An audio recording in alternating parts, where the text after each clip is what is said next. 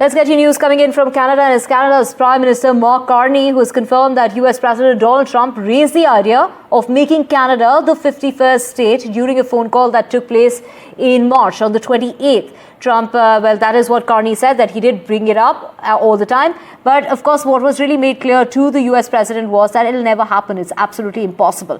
The revelation comes just days ahead of elections that are going to be taking place in Canada, where Trump's trade war and repeated annexation comments have become key issues. The US president has imposed 25% tariffs on Canadian-made cars and reintroduced duties. These are duties on steel as well as aluminium, fueling economic anxiety.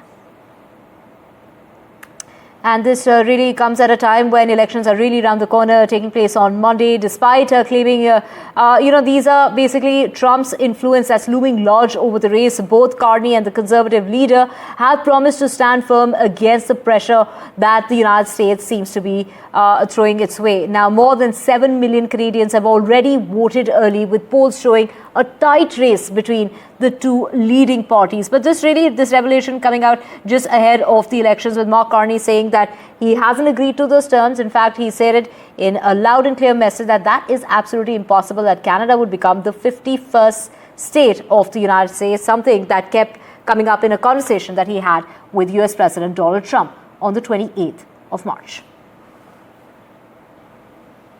So, of course, to get you more details on what this really means in terms of elections that are coming up just on Monday, Carney also said the president said a lot of things, but the essence of the discussion and where we moved the conversation to exactly is what he really ended up saying was that he said that this was never going to happen. This was absolutely impossible, and that is the revelation that he's gone ahead and made. So, of course, Carney, they're saying that we had discussions as sovereign nations. We agreed as sovereign nations that these negotiations will begin after elections take place. But of course, point blank, he went on to tell Donald Trump that Canada is not going to become a part of the United States. It's not going to become its 51st state.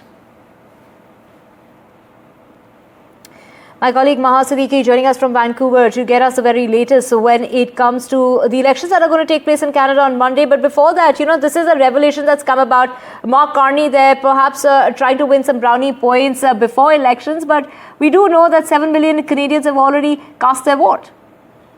Yes, absolutely, Divya. And much of the narrative around Mark Carney has been built around the fact that he is one person who can take on US President Donald Trump in a firm manner. And this revelation that Donald Trump did bring up the 51st state matter with Mark Carney can go either way for him, though his office was quick to clarify and reveal for the first time that issue was brought up, and that he did say that never has Canada thought of this, never will this ever be an issue on the table between US and Canada.